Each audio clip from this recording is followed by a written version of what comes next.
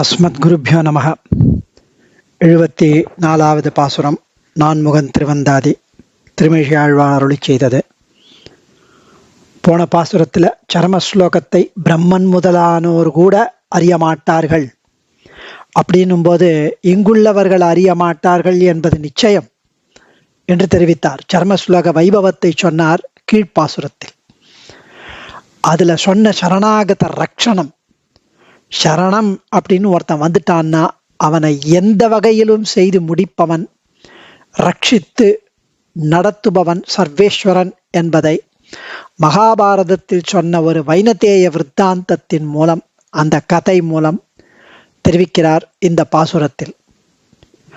பதிப்பகைஞர்க்கு ஆற்றாது பாய்திரை நீர் பாழி மதித்தடைந்த வாளரவம் தன்னை மதித்தவன் தன் வல்லாகத்து ஏற்றிய மாமேனி மாயவனை அல்லாது ஒன்று ஏத்தாது என் நா அல்லாதொன்றேத்தாதென்னா.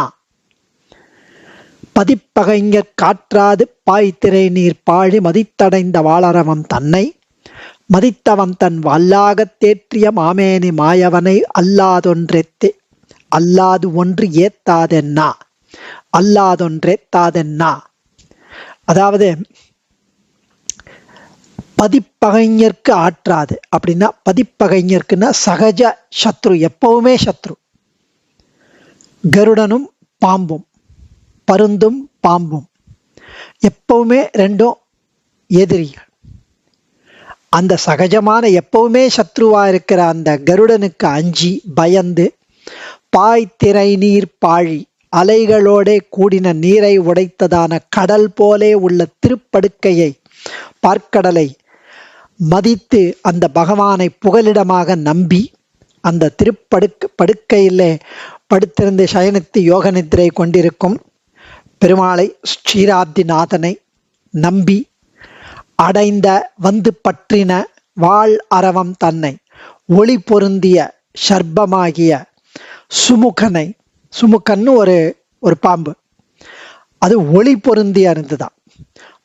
அது அந்த சுமுகனை மதித்து ஆதரித்து அவன் தன் அந்த சத்ருவான கருடனுடைய வல்லாகத்து ஏற்றிய வலிமை தாங்கிய சரீரத்திலே ஏறவிட்டவன் அந்த பாம்பை.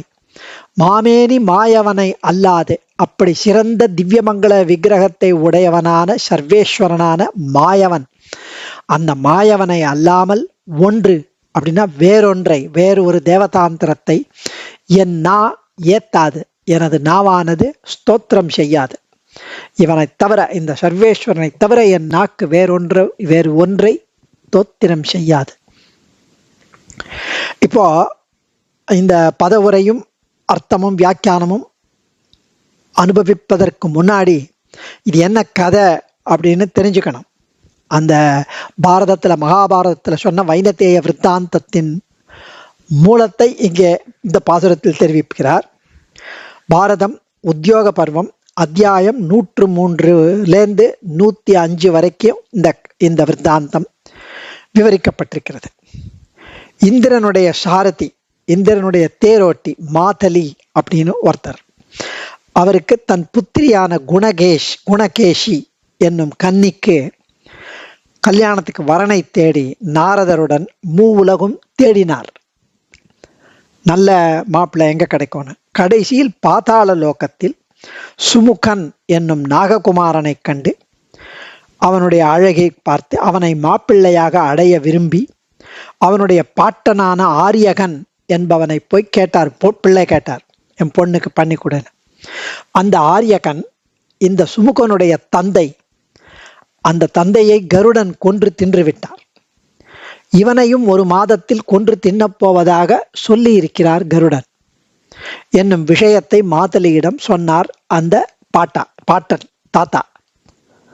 அதை கேட்டு பின்வாங்காமல் மாதலி தேவேந்திரனிடம் போய் இந்த விஷயத்தை தெரிவித்தார்.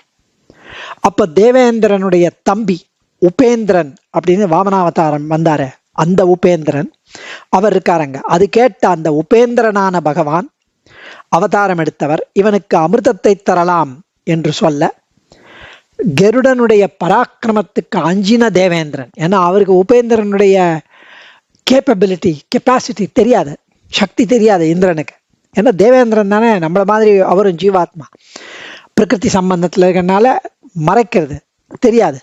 அவனுக்கு அமுதத்தை கொடுக்காமல் நீண்ட ஆயுளை மற்றும் வரமாக கொடுத்தார்.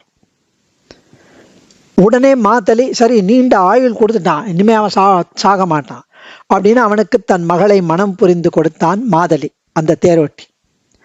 இந்த செய்தியை அறிந்த கருடன் உபேந்திரனோடு கூடியிருந்த இந்திரனை கிட்ட வந்து தன் இரையை தடுத்ததற்காக நிஷ்டூரமாக பேசினார். எப்படி என்னோட சாப்பாட்டை நீ என் வயிற்றுல கை வைக்கலாம்?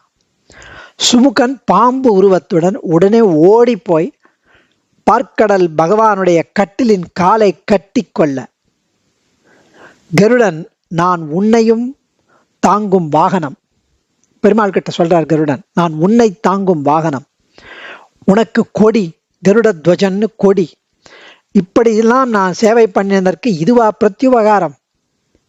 உன்னை தாங்கும் நான் பலசாலியா நீர் பலசாலியா? யோசியும். நீரே பலசாலி, பட் நீர் உண்மையே நான் தாங்குறேன்னா நான் தானே பலசாலி என்று கேள்வி கேட்க, பகவான் கருடனை நோக்கி, உன் தற்பெருமை போரும், உன்னையும் உலக எல்லாவற்றையும் தாங்குபவன் நான் என்பதை அறியாமல் நீ பேசுகிறாய்.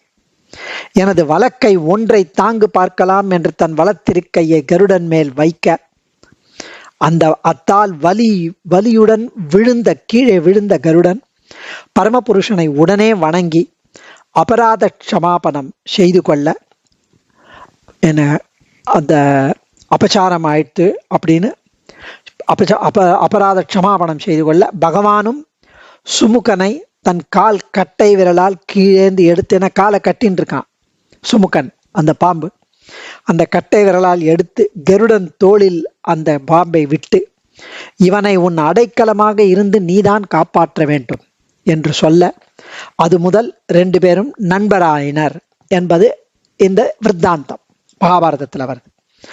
அடுத்த கடும் பகைஞர்க்கு என்ற பாட்டில் பொய்கையாழ்வார் இதை தெரிவிக்கிறார். நஞ்சு சோர்வதோர் அப்படின்னு பெரிய திருமங்கை மன்னன் இதை அனுபவிக்கிறார். அதுவும் ரொம்ப ஆச்சரியமான பாசுரம். நஞ்சு சேர்வதோர் வெஞ்சின ரவம் வெறுவி வந்து நின் சரணனச் சரணாய் நெஞ்சிற்கொண்டு நின் அஞ்சிரை பறவைக்கு அடைக்கலம் கொடுத்து அருள் செய்ததறிந்து. பெரிய திருமொழி 5ஆம் பத்து 8ஆம் பதிகம் 4வது பாசுரத்தில் இதை தெரிவிக்கிறார். அந்த நஞ்சு சேர்வதோர் என்ற பாட்டில் திருமங்கை மன்னன் இதே இதிகாசத்தை அனுசந்தித்தார். அபயம் சர்வபூதேபியோ ததாமி அப்படின்னு ராமன், என்னை சரணமடைந்தவனுக்கு நான் எல்லா பூதங்களிலிருந்தும், அதாவது எல்லாரிடமிருந்தும் அபயம் அளிக்கிறேன் என்று அருளி செய்தவன் அன்றோ சர்வேஸ்வரன். தன் அடியார்களின் தலைவனான கருடர் ஆழ்வானிடமிருந்து தன்னை சரணம் பற்றிய சுமுகனுக்கு, அந்த பாம்புக்கு அபயம் அளித்ததை பற்றி விவரிக்கிறது இந்த பாசுரம். இருவரும் அடியாராகையாலே ஒருவரிடமிருந்து ஒருவரை ரட்சிக்கும் போது விலட்சணமான ஒரு வழியை பின்பற்ற வேண்டும். அதுக்காக கருடனை வெய்யவும் முடியாது. சரி சுமுகன் உன்னுடைய இறை தானே சாப்பிடுன்னு சுமுகனை கைவிட்ட முடியாது. ஆனா 2 பேரும் அடியார்கள். இப்போ ஒருத்தர் சரணாகதி பண்ணிட்டான். அப்படி இருக்கும்போது ஒருவரிடமிருந்து ஒருவரை ரட்சிக்கும் போது 2 பேருக்கு சண்டை, ஒருவரிடமிருந்து ஒருவரை ரட்சிக்கும் போது 2 பேரும் அடியார்களாதனால் ஒரு டிஃபரண்ட் ட்ரீட்மெண்ட். அப்படி ரட்சித்தார். சுமுகனை ரட்சிக்கலைன்னா மித்ர பாவேன சம்பிராப்தம் நத்தியஜேயம் கதஞ்சன தோஷோ யத்யபி தஸ்ய ஸ்யாத் சதாமேதத் அகர்ஹிதம். அதாவது நண்பனுடைய வேஷத்தோடு வந்தாதாயினும் மித்ர பாவேன சம்பிராப்தம், நண்பருடைய வேஷத்தில் வந்தாராலும் அவனை ஒருபோதும் கைவிடேன். நத்தியஜேயம் கதஞ்சன தோஷோ யத்யபி தஸ்ய, அவனுக்கு தோஷம் இருந்தாலும் நல்லது, நல்லோர்களுக்கு இது நிந்திக்கத்தக்கது அன்று. சதாமேதத் அகர்ஹிதம், நல்லோர்களுக்கு இதை கண்டுக்க கூடாது என்னும் தன் வார்த்தைக்கு விரோதம் வந்துடும். ஏன்னா வேஷத்தோடு வந்தா கூட காப்பாத்துறேன்னு சொல்லியிருக்கார் அவர். அப்படி திருவடியின் உணவாக அவன் இருந்தும் உயிர் வாழ விரும்பி சரணாகதி பண்ணிவிட்டதால் சுமுகன் திருவடியிடம் ஆக்சுவலி அபச்சாரப்பட்டவன் ஆவான். ஸோ சுமுகன் கருடன் மேல அபச்சாரப்பட்டவனாவான். ஏன்னா அது அவருக்கு இறை இல்லை அப்படின்னு வெளியில போறது அபச்சாரம் ஆயிடும். அதனால அவனை தானே ரட்சித்தால் என்ன ஆகும்?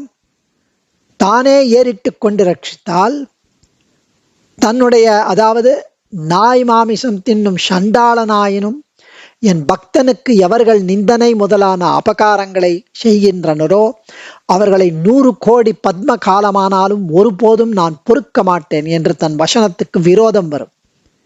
இந்த இரண்டுக்கும் விரோதம் இல்லாமல் சுமுகனை திருவடியின் கையிலே கொடுத்து நீயே அவனை ரட்சி என்று அவனை கொண்டே ரட்சிப்பித்து அருளினபடி இவரே சுமுகனை ரட்சித்தா, சுமுகன் ஆல்ரெடி கருடன் கிட்ட நோ சொல்லிட்டார் சாப்பிட முடியாம.